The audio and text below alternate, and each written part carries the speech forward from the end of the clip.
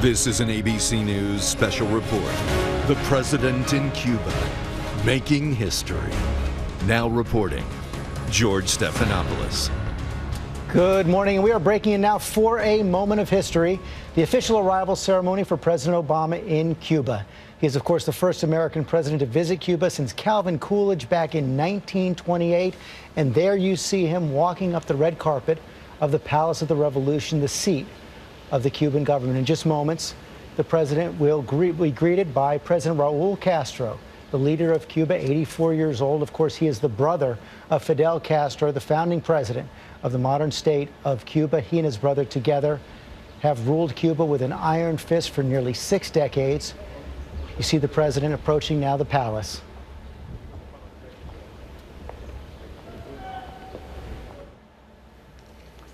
Inside, an honor guard of the Cuban military. The president will also be meeting with President Raul Castro later today, holding a joint press statement, press availability as well, before a state dinner tonight.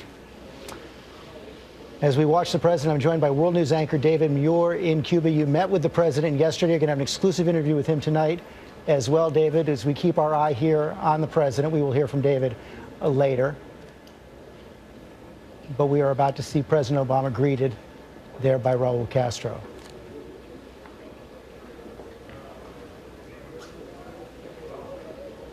There's President Raul Castro, President Obama, together for this moment of history.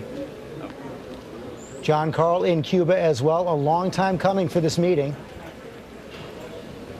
It sure has been, George. And, you know, it's a meeting that also shows one thing that is yet to be done here with the president's policy. When he announced this dramatic change, reopening diplomatic relations with Cuba, he said that he would visit this country if there were signs of improvement to the human rights situation. And frankly, one thing we have not seen since diplomatic relations reestablished is any improvement in the human rights situation. In fact, 50 dissidents were arrested just yesterday, George, at a demonstration just a few miles from here. Human rights groups say 2,500 dissidents were arrested in this country just in the first 2 months of this year. So as the president makes this historic visit here, meeting face-to-face with with Raul Castro here in Havana, this is still a country that is very much a one-party state, a country where it is dangerous to be critical of the government. And David Muir, as I said, you spoke with the president yesterday. We'll sit down with him again today after he meets with President Castro. What do you expect to be the focus of that meeting?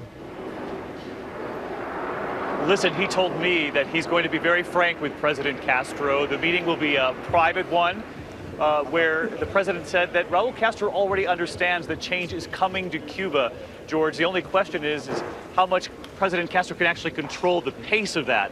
And the real test here will be the president's historic speech on live television here to the Cuban people. And I asked the president how strongly he would word that speech. Will he take on their president during that speech? Will there be a Berlin Wall moment? And he told me that essentially that wall moment has happened here. Business has begun to open up. Entrepreneurs are blossoming. But he said expect him to be very honest to the Cuban people that there needs to be reform here when it comes to human rights and the freedoms of ordinary Cuban people, George. And Jim Avila also in Havana. The president starting this process back in December 2014 with his opening up to Cuba. You visited Cuba more than 35 times in the last 20 years. What are the hopes there for the kind of changes that will follow?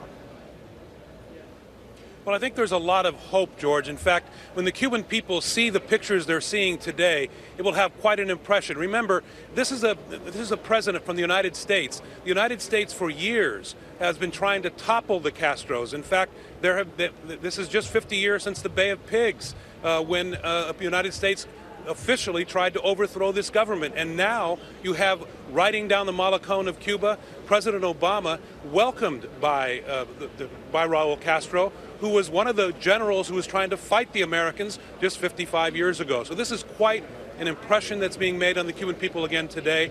They have a lot of hope for more freedom, but as we've heard, there's still a lot of work to do, and the president acknowledges that.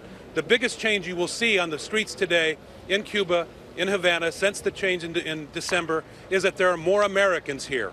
There are about 30% more Americans traveling to this country than ever before.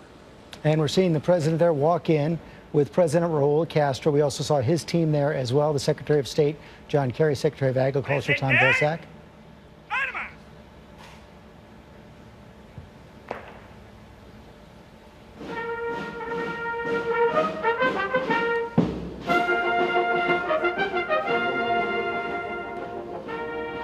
And as the Cuban military band plays their national anthem, we're going to sign off for now. Return to regular programming. That's GMA for many of you. Full coverage of the president's trip and all the latest news on abcnews.com. And watch for David Muir's exclusive interview with the president tonight on World News. Have a good day. This has been a special report from ABC News.